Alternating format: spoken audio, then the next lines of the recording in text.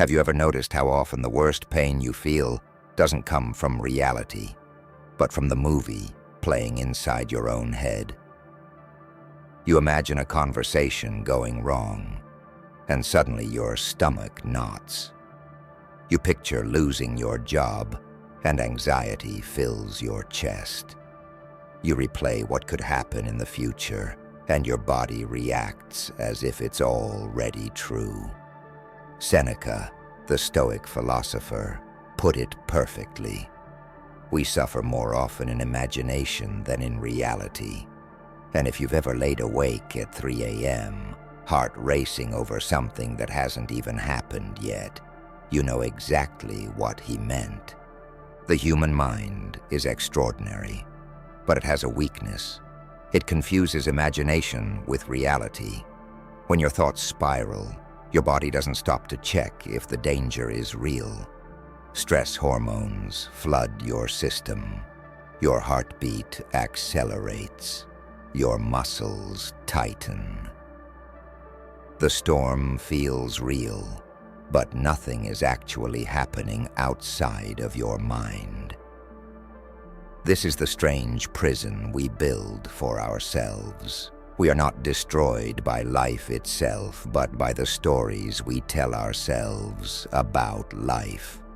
Epictetus, another Stoic teacher, once said, "Man is disturbed not by things, but by the view he takes of them."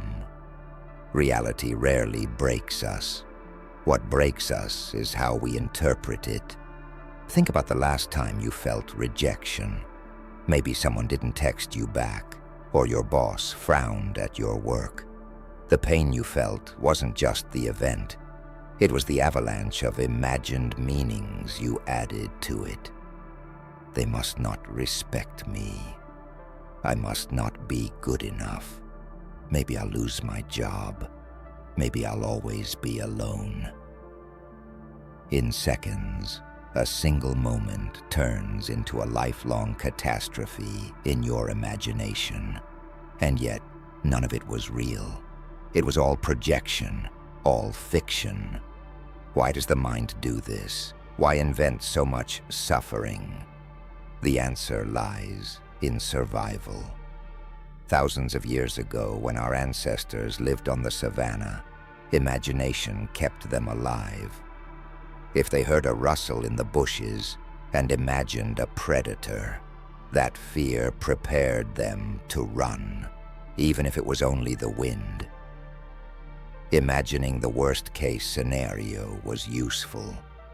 Better to be anxious and alive than relaxed and eaten. The problem is we no longer live in those conditions, but the machinery is still active. Today, the rustle in the bushes has become a job interview, a bank balance, a relationship. Our brain still screams, "What if you fail? What if they reject you? What if it all goes wrong?" The threats are imaginary, but the suffering is real. Mark Twain once joked, "I've lived through some terrible things in my life, some of which actually happened." He was pointing to the same truth Seneca wrote about centuries earlier. Most of the disasters we imagine never arrive. And even when challenges do come, they are almost always smaller, shorter, and more manageable than the versions we conjure up in our heads. We live the pain twice, once in imagination, and once, maybe, in reality. No wonder life feels heavy when we carry twice the burden. The cost of this is enormous. Think about all the opportunities you've walked away from because your imagination convinced you of failure before you even tried. Think about the friendships or relationships you avoided because you imagined rejection. Think about the dreams you delayed because your mind rehearsed everything that could go wrong. We don't just suffer unnecessarily.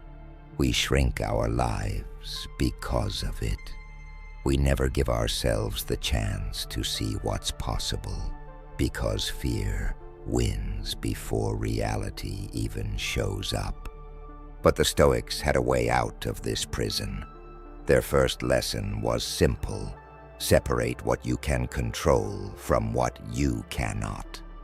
Epictetus said that our peace depends on focusing only on what is within our power, our thoughts, our actions, our choices.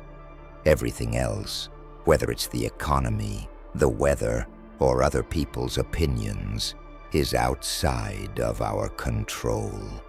When you suffer from imagination, it's usually because you're worrying about something you don't control.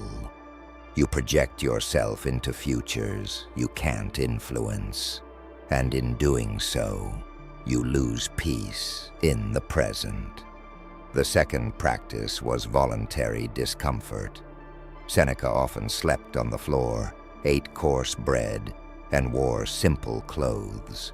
He wanted to remind himself that the things he feared, poverty, hunger, loss, were survivable. He discovered that when you deliberately experience hardship, the imagined version loses its terror. Fear thrives in the unknown. Once you face it, it shrinks. Modern psychology calls this exposure therapy, but the Stoics were practicing it long before.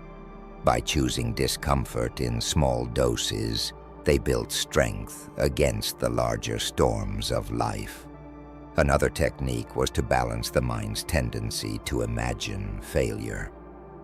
When the mind automatically spins a negative scenario, you can deliberately imagine a positive one. What if instead of failing, you succeed? What if instead of rejection, you're accepted? What if the outcome turns out better than expected? Marcus Aurelius reminded himself every day that he had the strength to face whatever happened, good or bad. This isn't blind optimism. It's reclaiming the imagination as a tool, instead of letting it become a tormentor. And then there is presence.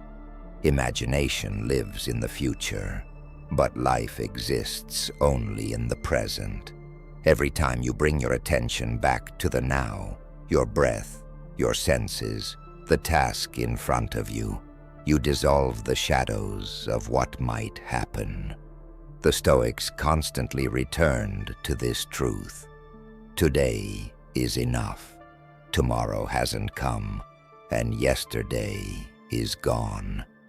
Why carry them both when today already demands your effort? The fascinating thing is how modern science echoes all of this. Cognitive behavioral therapy teaches that our thoughts, not events, cause our suffering. Change your interpretation, and your emotions follow. Mindfulness practices train you to stay rooted in the present moment, reducing anxiety about the future. Even voluntary discomfort is mirrored in resilience training, where people deliberately push their limits to expand their capacity. What Seneca, Marcus, and Epictetus taught 2,000 years ago is still healing us today. So how do you put this into practice? When you feel anxiety rising, name the fear out loud. Say, "I'm afraid I'll fail. I'm afraid I'll be embarrassed." Naming the fear strips it of some of its power. Then ask yourself, is this happening now, or is it only imagined? You'll find that most of the time nothing is happening. Your mind is simply projecting. If the fear persists, shrink the time frame. Stop worrying about next year. Ask, what can I do in the next hour? Action in the present is the antidote to imagined suffering. The Stoics also practiced an exercise called premeditatio malorum, the premeditation of evils. They would imagine the worst-case scenario, but not to dwell on it.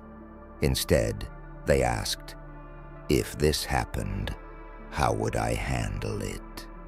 This turns fear into preparation. Once you realize you could survive even the worst outcome, the fear loses its claws. Life becomes lighter because you no longer live in dread. You live ready. But here's the most important part. You must treat these lessons as practices, not one-time insights. You don't defeat imaginary suffering once. You train against it every day. You remind yourself daily, most of what I fear will never happen. You practice returning to the present. You rehearse strength instead of weakness. You choose discomfort before it chooses you. Each time you do, stress loses its grip and resilience grows in its place. Reality will always bring challenges, loss, pain, uncertainty, but those challenges are enough. You don't need to add imaginary ones on top. Life will give you storms, but you don't need to invent hurricanes that never arrive. Marcus Aurelius wrote, "If you are pained by external things, it is not they that disturb you, but your own judgment of them." Change your judgment, and you change your life. So the next time your mind whispers, "What if it all goes wrong?" answer back, "And what if it doesn't? And even if it does, I'll still stand." That is the strength Stoicism offers. That is the freedom on the other side of fear. Peace is not found by waiting for life to calm down. It is built in the middle of the noise. Once you understand that, stress stops being the enemy. It becomes the teacher. If you take one thing from this, let it be this: stop rehearsing suffering. The movie in your head is not reality. Step out of the prison of imagination and step into the present moment. That is where your strength is. That is where life actually happens. And if this message spoke to you, do me a favor. Hit subscribe. Join this community of people who are choosing clarity over chaos, wisdom over fear, and courage over hesitation. Drop a comment below and tell me, what's one fear you've been holding on to that turned out to be only in your imagination? Your story might just be the light someone else needs. Remember, you don't need to wait for peace to appear. You can create it, not by controlling the world, but by mastering how you move through it.